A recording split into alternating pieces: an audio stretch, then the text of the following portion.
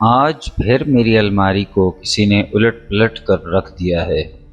صبح اٹھتے ہی ہانیہ کی نظر اپنی الماری میں پڑی تو آنکھیں ملتے ہوئے امی کو پکارنے لگیں۔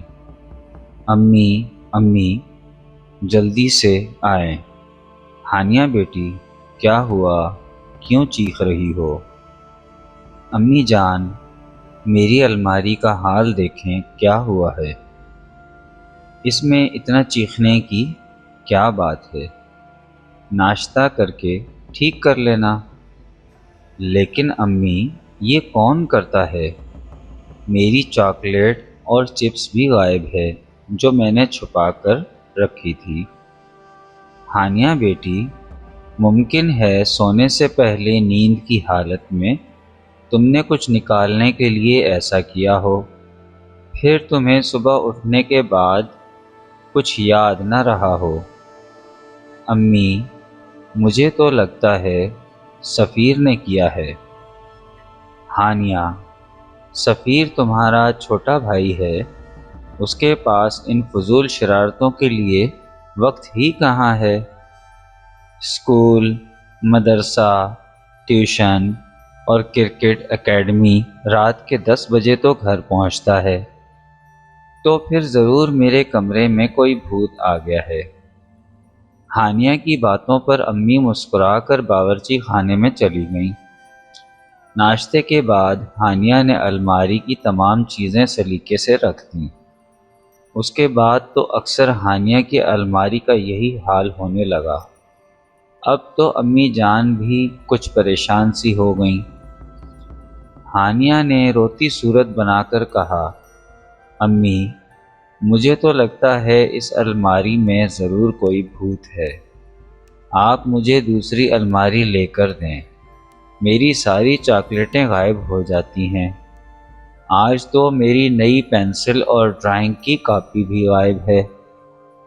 ہانیہ کی امی نے کچھ سوچ کر اس بھوت کو پکڑنے کی ٹھان لی تھی۔ سفیر 10 بجے گھر میں داخل ہوا تو امی نے کہا، سفیر بیٹے، کھانا گرم کر رہی ہوں، جلدی سے منہ دھو کر آ جاؤ۔ ہانیہ آپی نے آج کھانا جلدی کھا لیا ہے اور وہ بے خبر سو رہی ہے۔ سفیر اچھا کہتے ہوئے اپنے کمرے میں گیا۔ کھانے کے تھوڑی دیر بعد وہ چپکے سے ہانیہ کے کمرے میں داخل ہوا۔ ہانیہ گہری نیند سو رہی تھی۔ سفیر مسکراتے ہوئے سوتی ہوئی ہانیہ کو دیکھ کر الماری کی طرف بڑھا اور آہستہ سے الماری کھولی۔ کپڑوں کو الٹ پلٹ کر کے کچھ تلاش کرنے لگا، ساتھ ہی زیر لب کہتا جا رہا تھا، آپی کی بچی ساری چیزیں کھا لی، کچھ بھی نہیں رکھا۔ پھر مسکرایا، ہاں مل گیا، واہ مزیدار نمکو۔ اس نے جلدی سے پیکٹ کو جیب میں ڈالا۔ سب چیزیں بے ترتیب چھوڑ کر جیسے ہی کمرے سے باہر نکلا، امی جان کو سامنے کھڑا پایا۔ اچھا، تو یہ تم ہو الماری کے بھوت؟ سفیر، کتنی بری بات ہے۔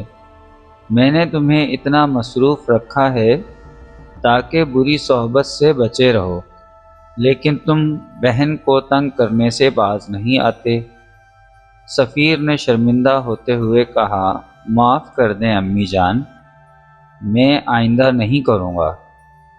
میں ہانیہ آپی سے بھی معذرت کر لوں گا، ہانیہ سے کچھ مت کہیے گا۔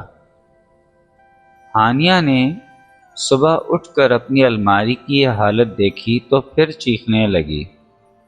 امی آئیں اور ہانیہ کو اس حال میں دیکھ کر مسکرا دیں۔ ہانیہ بیٹی، آج کے بعد ایسا کچھ نہیں ہوگا۔ ہانیہ بولی، سچ امی جان، آپ نے بھوت کو پکڑ لیا کیا؟ ہاں، کل میں نے اور تمہارے بہادر بھائی نے مل کر بھوت پکڑ لیا۔ بھوت بڑا شرمندہ تھا اور اس نے کہا کہ آئندہ ہانیہ کی الماری کی طرف نظر نہیں اٹھا کر دیکھوں گا، اور دونوں کان پکڑ کر توبہ بھی کر لی ہے۔ ہانیہ نے سفیر کو گھورا تو امی نے سفیر سے کہا، سفیر، رات کو بھوت نے کیا کہا؟ سفیر نے اپنے دونوں کان پکڑتے ہوئے کہا، بھوت نے کہا تھا کہ آئندہ کبھی ہانیہ آپی کو تنگ نہیں کروں گا، اور ہاں، بھوت نے یہ بھی واپس کر دیا ہے۔ یہ کہتے ہوئے اس نے جیب سے نمکو کا پیکٹ نکال کر ہانیہ کی طرف بڑھا دیا۔